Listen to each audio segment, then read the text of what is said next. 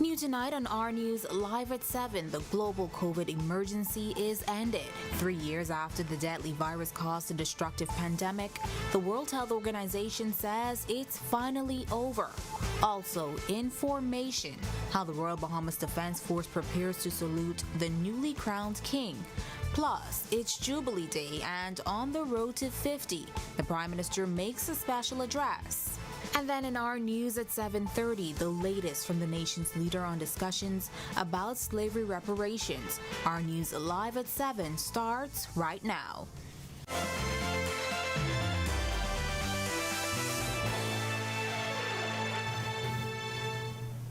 Welcome to Our News Live at 7. Thanks for joining us tonight. I'm Jamila Mizik. We are hours away from the coronation of King Charles III, and the world will turn its attention to London as Britain crowns its new king, and they'll get to see the Royal Bahamas Defense Force in a majestic procession to mark the new king's reign. Our Megan Shepherd speaks with Marines selected to take part in the historic march in a moment. But before we get to her in London, the World Health Organization declaring today that COVID-19 is no longer a global health emergency, and the virus that led to more than 6.9 million deaths globally and crushed economies should now be managed like other infectious diseases. The WHO's Emergency Committee met on Thursday and recommended the UN agency declare an end to the public health emergency of international concern, which has been in place for over 3 years.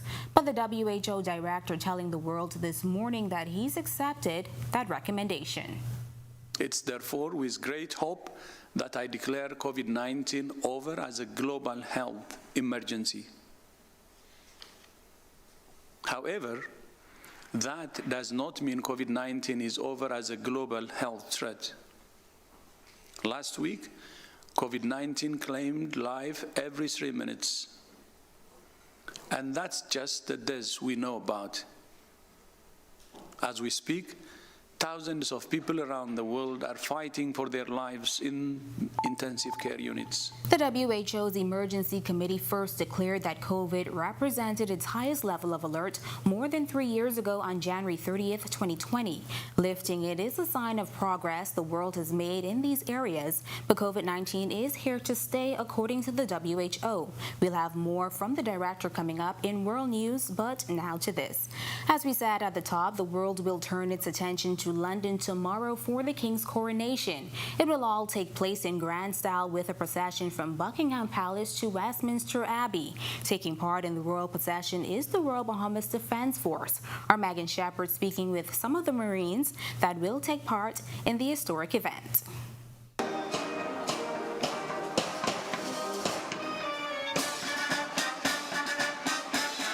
The world will be celebrating the ascension of King Charles III on May 6. On the ground in London, the new king will be surrounded by a procession of military officers from various territories and Commonwealth countries, among them the Bahamas.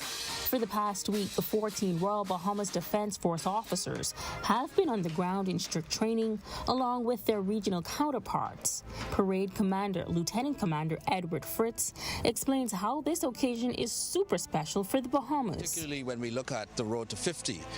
When you put the two together, it makes just for a marvelous story. As well, of course, for the Royal Bahamas Defense Force, we have persons here from throughout the service, from the squadron, the commando squadron, the training department, engineering headquarters, and so there's a good representation of the Defense Force itself, the ranks and rates, as well as there are some persons who have only been in the service maybe about 2 to 3 years, as well as some more seasoned persons. I won't say the number of years. Head of Delegation Commander Natasha Miller says, while it has been somewhat of a culture shock, she is proud that the Bahamian Marines have been standing tall and overcoming all obstacles. Oh, it's a great opportunity to showcase the Bahamas and highlight the Royal Bahamas Defense Force in general.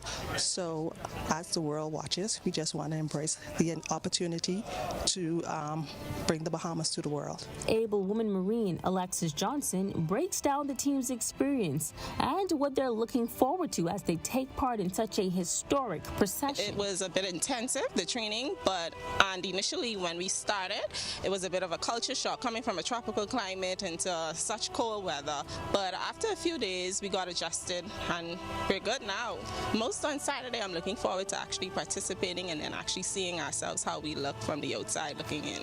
Now, not only will a 14-member contingent be representing the Bahamas on Saturday at the coronation, but two 19-year veterans have been selected to march right alongside the Gold State carriage that will be escorting King Charles III himself. Listen, it is awesome to look at that golden coach through my peripheral vision, not turning my head. It is awesome to be chosen from 300 plus females in the Royal Bahamas Defense Force. I'm grateful to be here. It's definitely an honor and a great privilege to be a part of such a historic event, given that the last coronation was so many years ago. So I consider it to be a great opportunity, once in a lifetime opportunity to be a part of this. In London, reporting for Our News, I'm Megan Shepherd. Thanks, Megan. Today has been declared Jubilee Day, a day for the entire country to show national pride, but particularly for school children to celebrate together.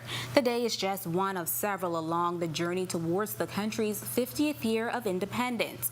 Prime Minister Philip Davis, who is currently in England for the King's coronation, shared this special message.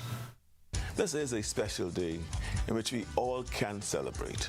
50 years ago, the founding fathers of the Bahamas that we know and love today made great sacrifices and broke barriers to usher in a new Bahamas, an independent Bahamas. This new Bahamas is the one we enjoy today, one in which the people are responsible for their own governance, one in which we enjoy freedoms such as one person, one vote.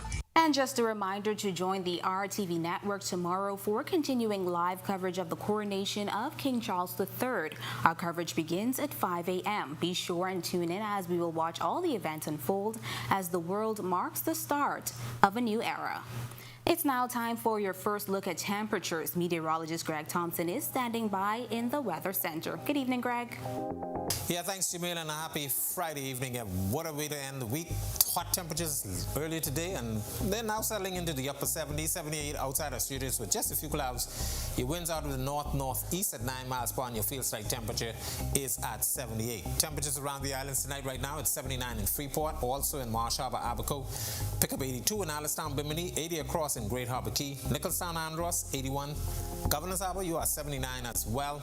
Central Bahamas, 81 in Kemps Bay, Georgetown, and in Deadman's Key, 79 in Arthurstown, Cat Island, Coburn Town, San Salvador, you are 80, and in the Southeast Bahamas, 80s, all locations there with 82s in Duncantown, Ragged Island, Kern Hill, Cricket Island, Delectable Bay, pick up 83 in Abrahams Bay, and then we got 84 in Providenciales and Deep South, Matthewtown, Inagua, you guys are 84 at this hour. Satellite view, ridge of high pressure in charge, and that's going to continue to keep those hot temperatures across the islands. We do have some high-level clouds moving out from the west across the northern islands, not really going to be producing any rainfall, but a couple isolated thunderstorms to the south of Andros. Most of those will be dying off as the evening goes on. That's your first look at weather. Stick with us to look at the extended forecast is still to come. Still to come on our news, our Work in Progress segment is back. Bethany McDermott explains some of the challenges hampering school repairs. Also, it's your time to shine. Abaco businesses are showcased in an exclusive expo. And later, ever thought about a career in communications? Get your resumes ready as Cable Bahamas hosts its highly anticipated careers fair. That's coming up when our news returns. Because they were on sale, Keisha. Oh, it's your thing. Do what you want to do. It's your thing. Do what you want to do. Oh, it's your thing. Do what you want to do. Shareholders are very happy. Oh, it's your thing. Do what you want to do. I have been brought up to hold in the greatest respect the precious traditions, freedoms, and responsibilities of our unique history.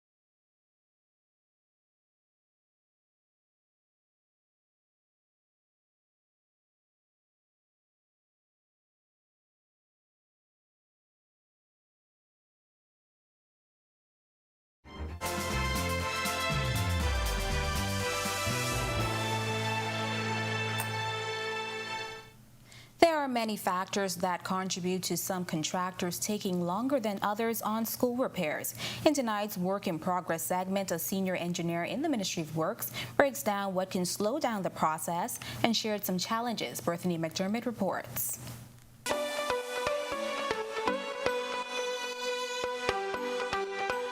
With school repairs expected to start in the coming weeks, there have been concerns that the repairs can sometimes take longer than expected. As Chief Information Officer and Senior Engineer Harrison Lockhart explains, there are many factors that contribute to why some projects may take longer than others. It depends on the amount of work they have to do. You have some times where when they come in and they start doing the work, sometimes they have to, it depends on what's going on. Sometimes you have summer school that's going on. Sometimes you have where if a contractor has to come in and for the bathroom block, for example, they have to change out all the toilets. You have times where the toilets take long to reach for them to get put in. Sometimes you have contractors have the wrong toilets. Another challenge they sometimes run into is addressing the needs of schools in the Family Islands. Lockhart says for some, a challenge can be transporting the necessary equipment to that island to ensure the work is done. The logistics for one, to put everything on the boat, because you don't want the boat to be going over 5 times to one island, instead of putting everything on there one time, to bring everything over so everything get done, and by the time the school opens again, we'll be ready to go.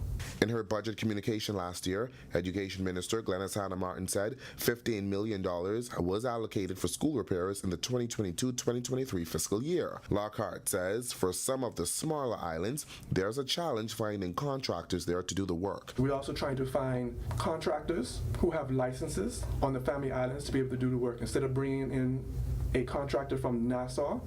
If we have licensed contractors on Family Islands, it'd be a lot easier to be able to bring them up to par. Reporting for Our News Work in Progress, I'm Berthany McDermott. Abaconians with a business mindset gearing up for the Abaco Small Business Expo this weekend. The trade show will give small business owners and upcoming entrepreneurs an opportunity to network and learn from the experts. Event organizer Chantel Sand says it's all in an effort to improve or start their business. Ever since during a lot of the businesses were completely devastated and destroyed on the island, and so I saw the opportunity and the need for this networking of businesses to come together to really help persons to get back online. A lot of businesses have already done so since Dorian, but there still is a gap and a need for more assistance on the island. And this idea came about to do just that. AIC Park in Marsh Harbor beginning at 11 a.m. Sand says vendors will not only hail from Abaco, but there will also be vendors in from New Providence. The vendors will be able to generate leads for their business, meet with the key decision makers, and make sales. And I'm hoping that the expo really shows the island that first business houses are encouraged and are there for them to help them get back to where they need to be and grow, continue to grow, and even be better than they were before. The Cable Bahamas group of companies will be holding a career fair at the company's headquarters this coming Saturday. Vice President of Human Resources Ed Duncombe says the company is looking to add to its family and is hoping to drive the mission of connecting not just the Bahamas, but the world. We're looking for roles that will be directly interfering or working with our customer base. So all of our guest-facing areas. So we look at contact agents. We're looking at technicians who will be going to the homes of our customers. We're looking at administrative roles. Also those persons who will be working in retail. And so we want to make sure that we are looking at customer service as our focus at the moment. The career fair will be held from 10 a.m. to 2 p.m. If you or anyone you know is interested, here's what you will need this coming Saturday. Because we'll be actively recruiting during the job fair, we're asking persons who are coming to participate to bring documents such as their passports, their national insurance cards, making sure that they have an updated resume so that we can have a really in-depth conversation with them to make sure that we're placing them in the right positions so that they can use their gifts once again to help them to grow in their careers. And so just come prepared and ready to interact with our leadership team because we're excited about this and we believe this is going to really help us to propel our company forward. When our news comes back from the break, we turn our spotlight to stories making headlines across the world as the king hosts dignitaries from around the world ahead of his coronation tomorrow. Plus, Snapchat rolls out its My AI chatbot to all users, but concerns among teens and parents loom, which you need to know coming up. We have the details when our news returns. In 1818, a German philosopher, sociologist, political, and economic theorist is born. Find out how many political parties, movements, and governments have used his teachings. I have been brought up to hold in the greatest respect the precious traditions, freedoms, and responsibilities of our unique history.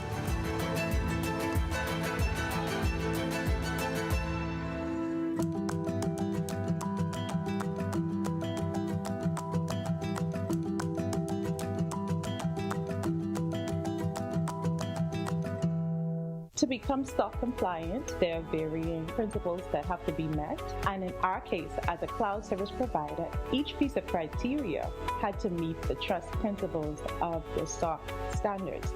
And this included the security, the availability aspects, processing integrity, confidentiality, and also privacy. How are we keeping our customers' information private and only known to those who should know it? Attention, island friends.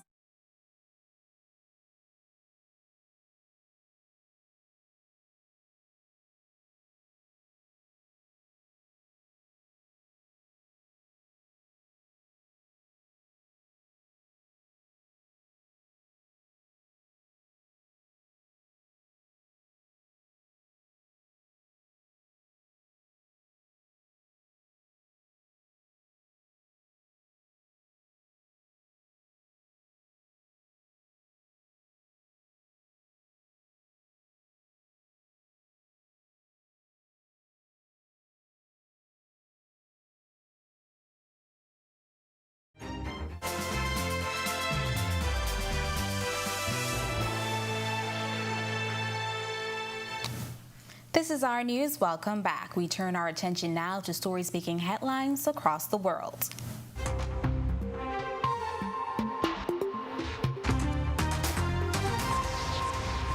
The World Health Organization ended the global emergency status for COVID-19 on Friday, saying countries should now manage the virus like other infectious diseases. Freddie Joyner reports.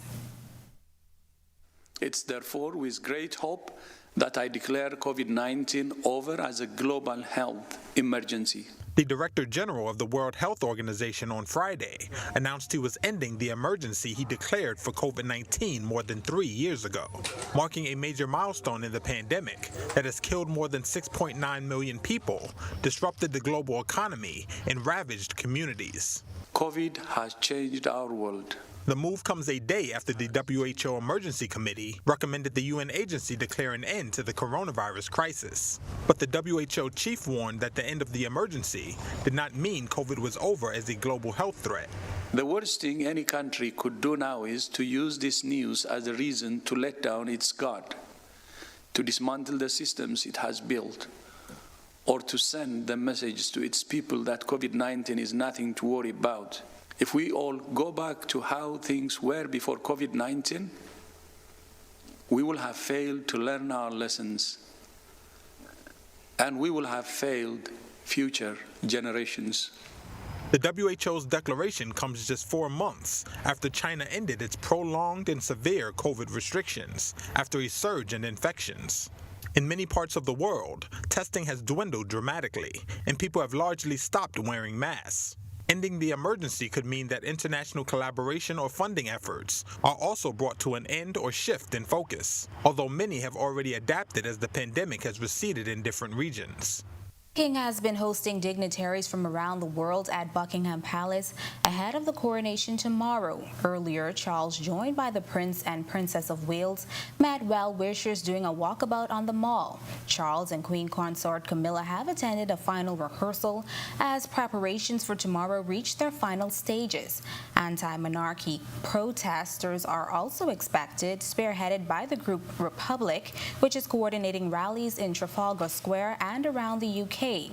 And less than a few hours after Snapchat rolled out its My A1 chatbot to all users, teens and parents are raising the alarm. The new tool is facing backlash over privacy concerns, creepy exchanges, and an inability to remove the feature from their chat feed unless they pay for a premium subscription.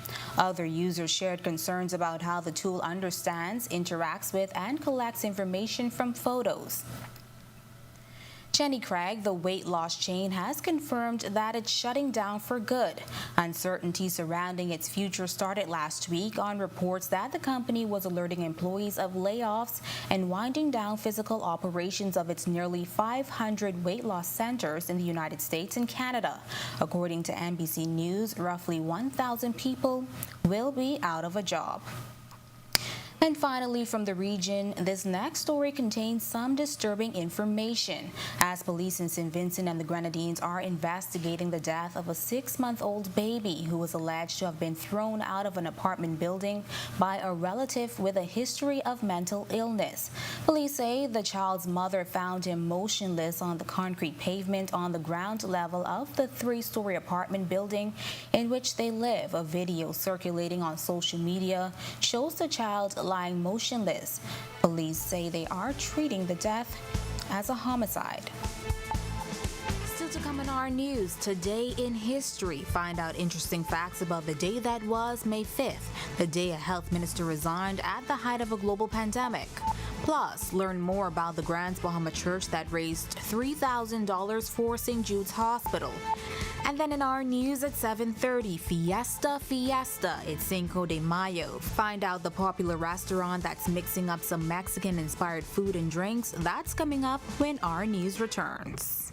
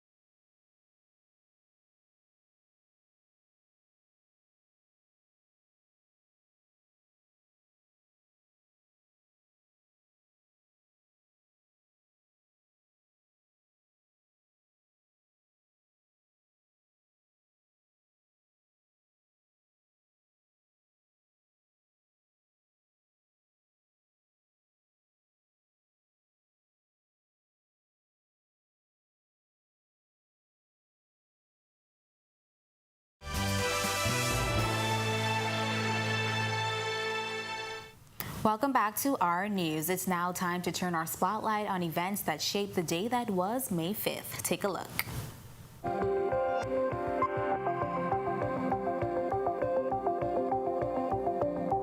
On this day in history, in 1818, German philosopher, sociologist, political and economic theorist Karl Marx was born in the Kingdom of Prussia. Marx was the author of the Communist Manifesto. His theories about society, economics, and politics, collectively understood as Marxism, hold that human societies develop through class struggle. The Historical Society notes many political parties, movements, and governments in different countries have based their ideology on Marx's writings. In the Bahamas, the Nationalist Vanguard and Socialist Party was such a group that was influenced by some of the writings of Marx. The party was formed in 1971 and disbanded in 1987. Then in 1970, the Bahamas Air Sea Rescue Association Basra headquarters building was officially opened at the former Pan American Airlines Sea Ramp on East Bay Street. And finally, in 2020, then Minister of Health Dr. Dwayne Sands resigned.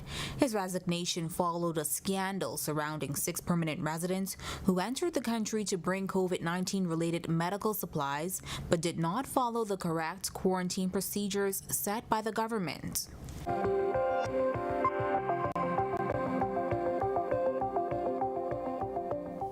This segment of the news is brought to you by H.G. Christie.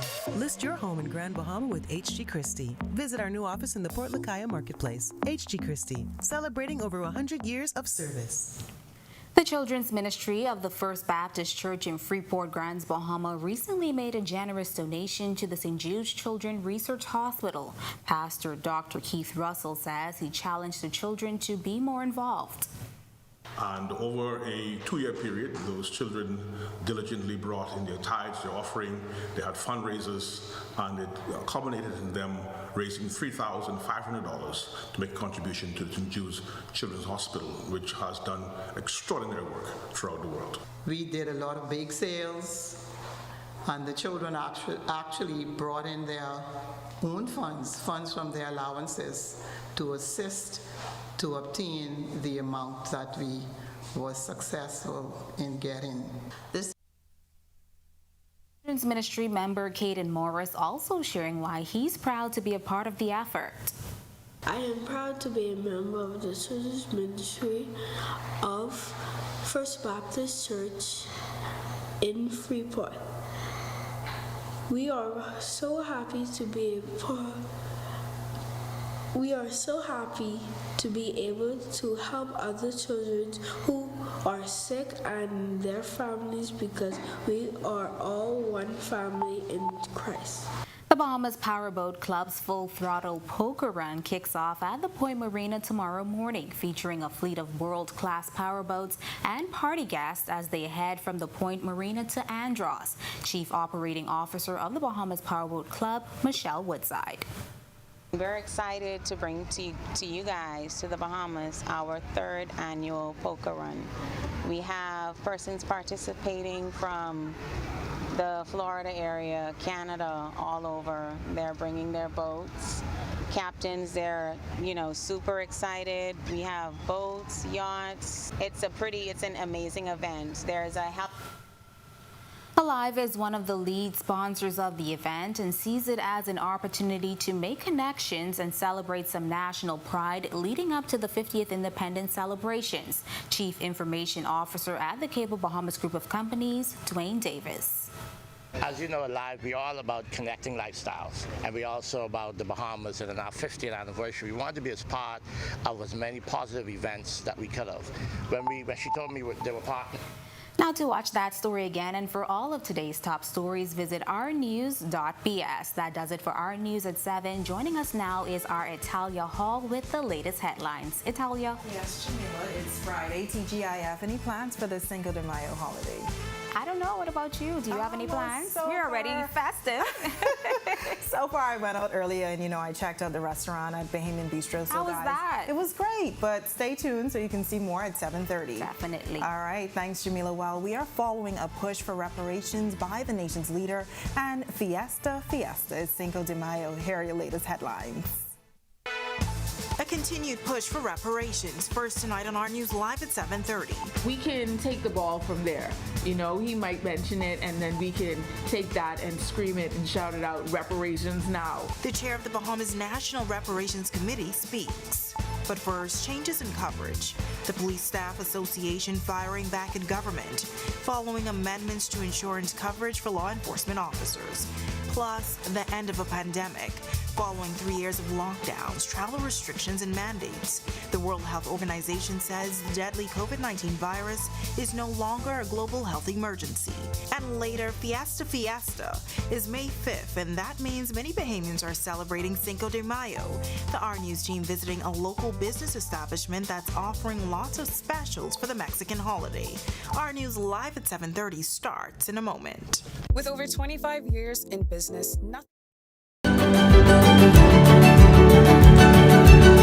I have been brought up to hold in the greatest respect the precious traditions, freedoms, and responsibilities of our unique history.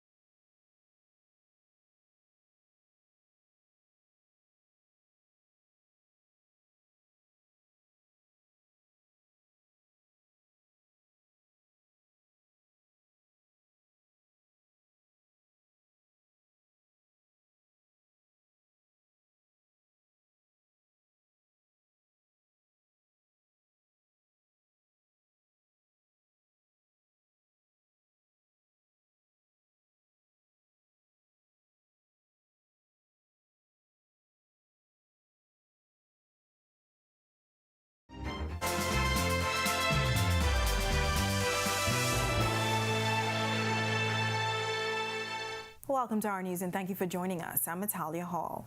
After the Prime Minister spoke about the need for reparations at the annual reception for the Caribbean Council at the House of Lords in London on Wednesday, the Bahamas National Reparations Committee is weighing in. Our Marlena Leonard reports. Formed in 2013, the Bahamas National Reparations Committee is a member state of the larger CARICOM Reparations Commission, advocating for reparations. Chair of the BNRC, Dr. Nyambi Hall Campbell-Dean, says the Prime Minister's efforts to start the conversation at the annual reception for the Caribbean Council at the House of Lords in London on Wednesday was encouraging. The particular audience that he's talking to, he's in the UK, he's speaking to the British people. So I was encouraged by the mention, although brief. You know, we understand the diplomacy and the need to be delicate with these conversations. And so we can take the ball from there. But if reparations are granted, what is the best way for them to be utilized? And who do they go to? We have to really, as a committee, try and figure out which ways are we going to be able to handle this money? What are the mechanisms that we would use? We see that, you know, the government has a lot of things that they're dealing with. Crown land, for example, is a form of reparations, some might say, and we know all of the complications involved with that. So we really want to be able to have the reparations in a form that would not necessarily go directly to the government to distribute. Aside from privately organized reparations, Dean says, so a lot of times when people hear reparations, they just think money, right? Like, oh, we could get a check. But the way that CARICOM has devised reparations, it's not, it's a developmental reparations plan. But a question that comes up in discussions about reparations is what amount would be enough to compensate for crimes against humanity? Dean says a starting point would be looking at the compensation the British government offered to former slave owners, but that's not all.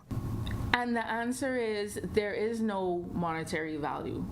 right? There is no number that you could place and say, this is how much it costs for my brothers and sisters that were lost in the ocean, that were lost through the atrocities that happened once they landed. And that's also, again, why we're looking at a more of a developmental plan rather than just a check. Reporting for Our News, I'm Marlena Leonard. All right, thanks, Marlena. Well, a coroner's jury has deemed the death of an unarmed blind man who was fatally shot by a policeman as a justifiable homicide. The 5-member jury returned the verdict after over 2 hours of deliberations. Sergeant Sherwin Brannon shot and killed 36-year-old Courtney Thompson at Planthole Street on January 26, 2018, after a biker allegedly pointed a gun at him. Now, the cyclist sped off and the passenger fell from the back of the bike, causing the officers to abandon their pursuit. Police officers said they never apprehended the alleged gunman. The deceased son testified that he was on the bike with his father when they encountered the officers. He denied pointing a firearm at them. However, he said he tried to evade the officers because his bike was unlicensed and uninsured. The son said he was never questioned about allegedly pointing a gun at the officers. The coroner's jury verdict does not assign criminal or civil responsibility. Well, police are aggressively searching for suspects responsible for opening fire on a woman as she was driving in South New Providence. It happened around 5:19 p.m. as the victim was heading east on Cowpen Road. That's when the victim was overtaken by occupants of a black Japanese vehicle. Now, once they got in front of the victim's car, they opened fire, which resulted in her maroon Buick Regal receiving extensive damage. The suspects were last seen traveling east on Cowpen Road. Now, investigations are continuing. A 20-year-old man is behind bars tonight after police say he was found with an illegal gun. Police say around 7:30 p.m. officers attached to Operation Ceasefire conducted saturation patrols in the area of Big Pond and Heritage Lane. That's when they saw the man acting suspiciously. Officers decided to search the man and reportedly found a high-powered weapon and ammunition. They also realized the man was wanted for a recent armed robbery. Now the suspect was arrested and investigations are continuing. Following that landmark ruling from the Privy Council, One King's Council says the ruling from the country's highest court shows there's a competent bench of judicial officers in the Bahamas. The Privy Council upheld a decision by now Chief Justice Ian Winder. The decision says a child born out of wedlock to a Bahamian man and a foreign woman is a Bahamian at birth. Now we asked former Attorney General Alison Maynard Gibson if there's still a need for the Privy Council. It speaks to the depth of the bench, the system, the judicial system in the Bahamas.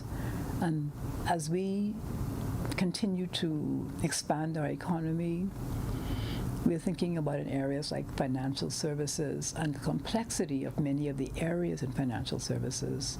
It is very important to investors, whether they be Bahamian or non-Bahamian, to understand that there's a very deep and very competent bench in the Bahamas, meaning the judicial system that is respected internationally is very important.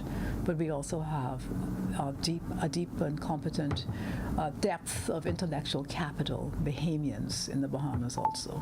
Warm temperatures today across the island, and while those warm temperatures are expected to continue throughout the weekend, there may be a chance of rain. Meteorologist Greg Thompson is in the Weather Center with a first check on weather. Greg?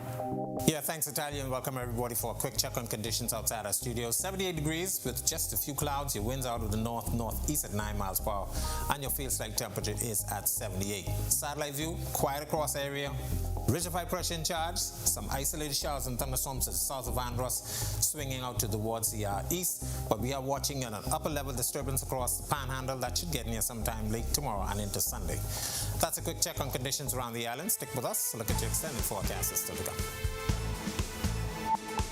Still to come on our news, the COVID-19 pandemic has ended. The World Health Organization declaring that the deadly disease is no longer a global health emergency.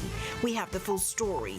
And changes in insurance coverage for law enforcement officers. Hear how the amendments will impact families. The Police Staff Association is speaking out. And have you ever wondered how the Cinco de Mayo holiday came about? Well, we have the answer. See how Bahamians are celebrating the Mexican holiday on this Friday. That's all coming up when our news returns. Welcome to a world where hope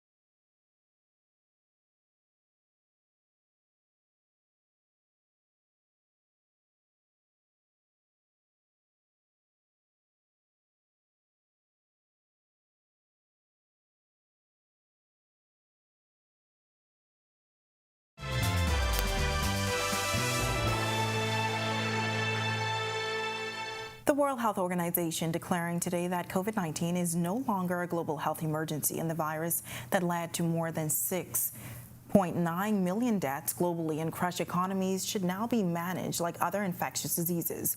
The WHO's Emergency Committee met on Thursday and recommended the UN agency declare an end to the public health emergency of international concern, which has been in place for over 3 years. But the WHO director telling the world this morning that he's accepted that recommendation. It's therefore with great hope that I declare COVID-19 over as a global health emergency. However, that does not mean COVID-19 is over as a global health threat. Last week, COVID-19 claimed life every 3 minutes. And that's just the deaths we know about.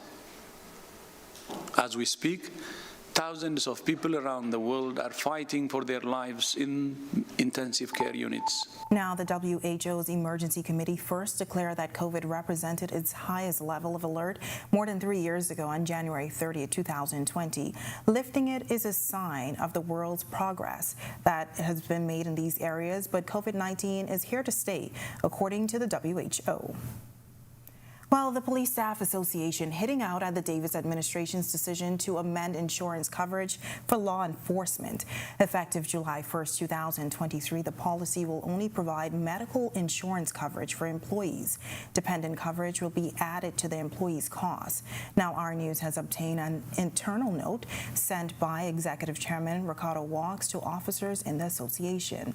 In the document dated May 5th, Walks wrote, quote, "With the level of crime facing the country, the government should be trying to incentivize law enforcement officers, but instead they begin stripping away the few benefits that we do have. What's next? I cry shame on them for the blatant disrespect this government has continued to show towards law enforcement," end quote. In a press release on Thursday evening, the Ministry of National Security argued the decision was made after consideration of the financial implications on the government's budget. It also indicated the new policy will not apply to officers hired prior to July 1st, 2023. Transport and Housing Minister Jobette Colby-Davis providing an update on a number of housing projects on the Family Islands. She says despite the lack of infrastructure in Abaco, work has begun. We have a milestone for Abaco, but because a lot of the land that we have there doesn't have infrastructure, that right there has slowed us down a great deal. We do have one project that is getting ready to start. That was the area where there was the domes. We were completing the roads in that area. So if you go there now, you'd see that we have roads, and we'll soon have the markings on the roads. So that should get started soon. That's going to be, the first phase would be like 11 homes, and then I think the other side is 21 lots. Colby-Davis also promising more homes on the islands of New Providence, Grand Bahama, and Eleuthera. We have a lot of homes coming up in the Renaissance at Carmichael. We hope to have some soon. We were thinking maybe we can get a few in June, but I don't want to push it because the rain has been throwing off their schedule. But definitely we have a lot of foundation. And Pinecrest, the phase 2, we're looking to start that as soon as possible. Eleuthera, we have 7 homes that has the roofs on, so we're getting ready to do the interior of them and get persons in them. And Grand Bahama, we just got approval for land purchases in the Heritage Subdivision. All right, in a partnership with the Independent Secretariat, Bahamas Waste unveiled the new design for a garbage truck, which will service the Pine Road area, complete with the 50th Independence Celebrations logo as a show of national pride in the 50th year of our independence. National Independence Secretariat Chair Leslie Miller-Bryce says national pride is something we should all take part in this year.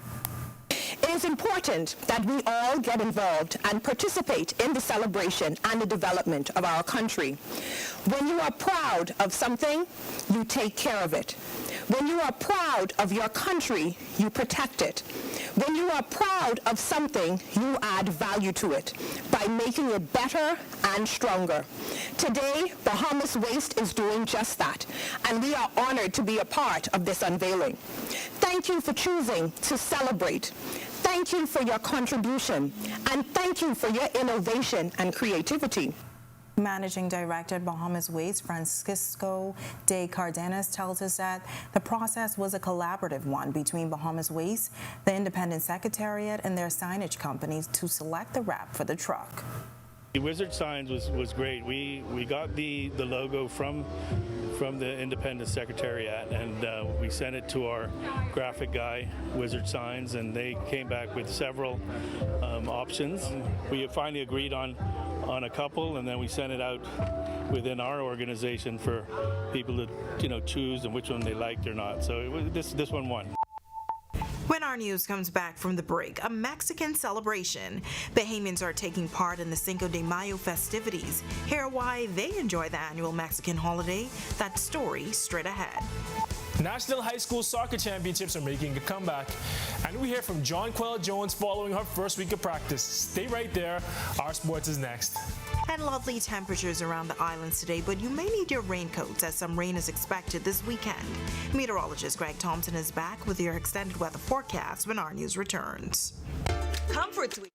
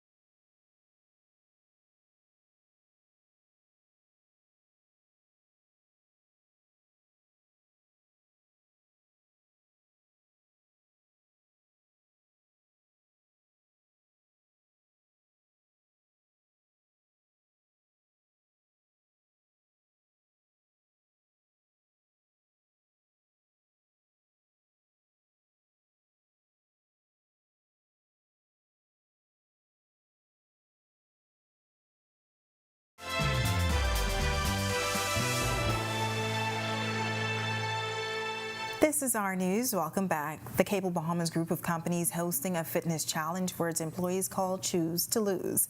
The 12-week program saw 23 teams for all departments in the Cable Bahamas group of companies, but at the end of the day, there could only be one winner.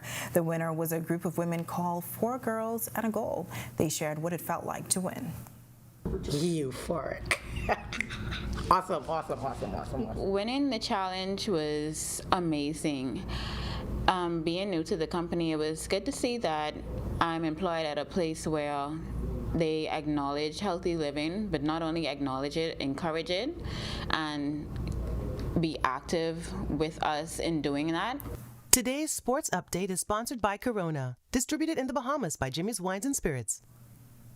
All right, well, a comeback for the high school national soccer team. And John Quell Jones is now in her first week of practice. Here's Tej Adderley with a check on sports. Tej? Thanks, Natalia. It's Friday and we have sports. The High School National Soccer Championships return after a 3-year hiatus. The Samuel P. Haven High School National Championships are making their return this month. The tournament, which is a collaboration between the Bahamas Football Association and the Ministry of Youth, Sports and Culture, will feature 8 of the best boys and girls high school soccer teams from New Providence, Grand Bahama, and Abaco, competing to determine who's the best in the country. Matches will take place May 19th through the 27th. Abaco and Grand Bahama schools will play in Grand Bahama, with the winners advancing to New Providence. The New Providence Private Schools finals were last week. These finalists will compete against the best public schools, whose season just began this week. We're excited to see who our new national soccer champs will be. Klay Thompson had a huge game to help his Warriors tie their second-round series. The Golden State Warriors won Game 2 of their second-round playoff series against the Los Angeles Lakers, 127-100.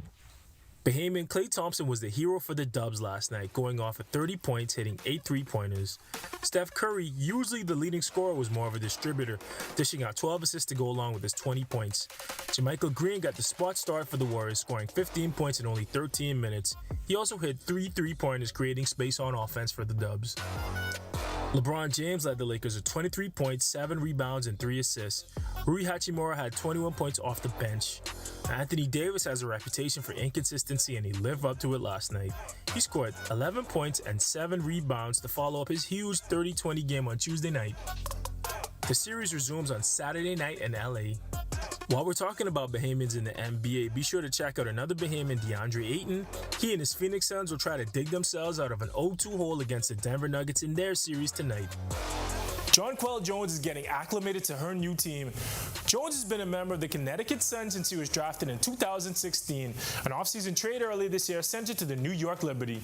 Our Sasha Lightburn was able to ask Jonquel a question in today's press conference following practice about her adjustment to her new team and new city. Here's how she responded.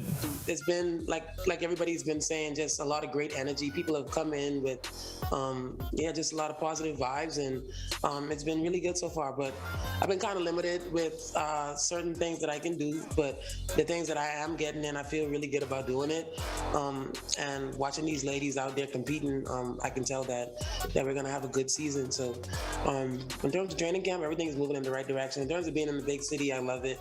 Like I said before, I never really expected myself to be like a New Yorker or somebody living in New York, but ever since I've been here, it's been eye-opening for me. It's been a really great experience. She also spoke about what she's going to bring to the new team once the season kicks off later this month. I feel like the only thing I can kind of add to that is just being able to be a spacer. I think the post spacing is a little bit different than what I've seen in the league before. And so I think that's one way that I can kind of help with the offense. As you look at sports, I'm Tage Adderley. Happy Cinco de Mayo. Still ahead on our news tonight, sombreros, tacos, and tequila. Residents are celebrating the annual Cinco de Mayo holiday here at home on this Friday. And nice conditions this evening as we head into the weekend.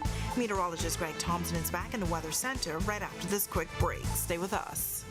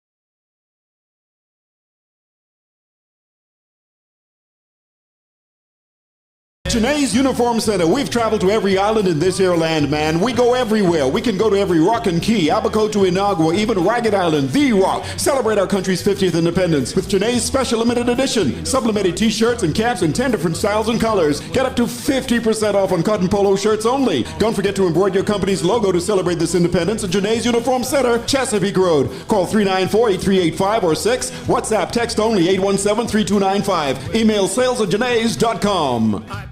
At Doctor's Hospital, our lamp just got brighter. The Loyalty Advantage membership program now has 3 unique plans to choose from.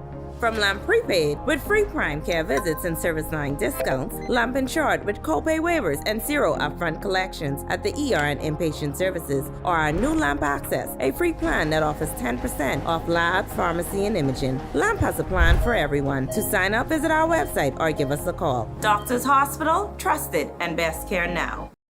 Now we asked him about government's promotion of the orange economy. He says he thinks it's critical that government continues its push because he feels there is so much untapped local talent here at home. I think they are doing a lot, and I think that a lot of people are realizing their crafts and their skills. I think the Bahamas has a lot of great creatives, and we're all coming out. And I'm happy that the government is actually embracing that because we have so much to showcase. Oftentimes, you know, when you hear about the Caribbean or even any foreign country, most people think of only Jamaica, respectfully, of course, and other islands as well. But little do they know, the Bahamas holds a lot of weight, especially in the Caribbean. And so I think this is great because it's going to start and it's going to just catch on like a wildfire, and we're just going to take over the entertainment industry. That's what I believe. And he says this kind of push from government goes a long way because the industry is not an easy one. A lot of people make it seem like it's easy, but it isn't. It takes a lot of grind and effort and passion, just, you know, going through a lot because you get a lot of rejections, and it's not even just like once a week, it's like almost 10 a day, because if you think about it, a lot of the projects that you submit for or interested in, you don't hear back unless you get it. So to me, that's a rejection. So it's hard, but like it's one of those things, if you're interested in it, it's going to work for you. Nice weather this evening to start off the weekend. Greg is back in the weather center with your extended weather forecast. Greg? Yeah, thanks, Natalia, and welcome back, everybody, for our final check on weather on this TGIF Friday. Ridge of high pressure still in charge of our weather. That provided some very warm temperatures and a dry air mass across the area. A couple of isolated showers to the south of Andros.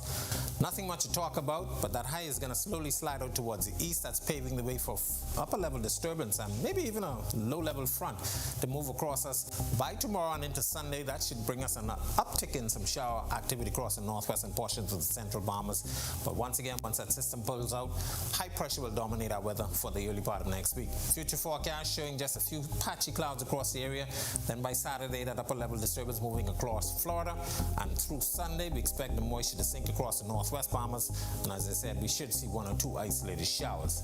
Boating forecast for all areas tonight through tomorrow. We will start off with the winds out of the northeast to east at around 10 to 15 knots, but they will be increasing by tomorrow evening. So caution flag will come up by then. Seas starting off 2 to 4 feet, but they will be building 4 to 6 feet by tomorrow evening. High tide will be at 8:38 tonight. Here's a look now at your national forecast.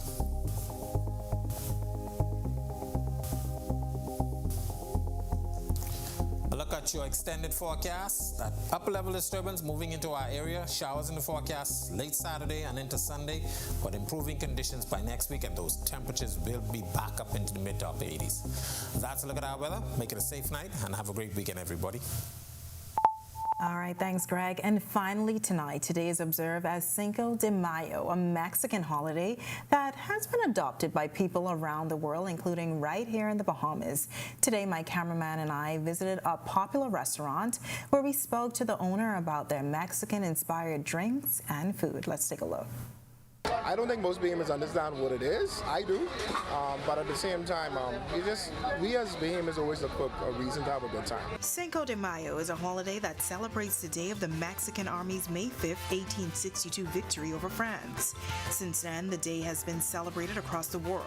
Here at home, a number of restaurants and bars offer specials in honor of the Mexican holiday. It's no different at Bahamian Bistro.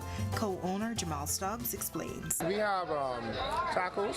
Basically, it's $5 specials on all of our things for the day, which should be the tacos, the quesadillas, the Mexican bowl, and our nachos, and also wings. And he says the response from the community is encouraging. I was surprised. Honestly, I'm not to say be overwhelmed, but we are very appreciative of the response.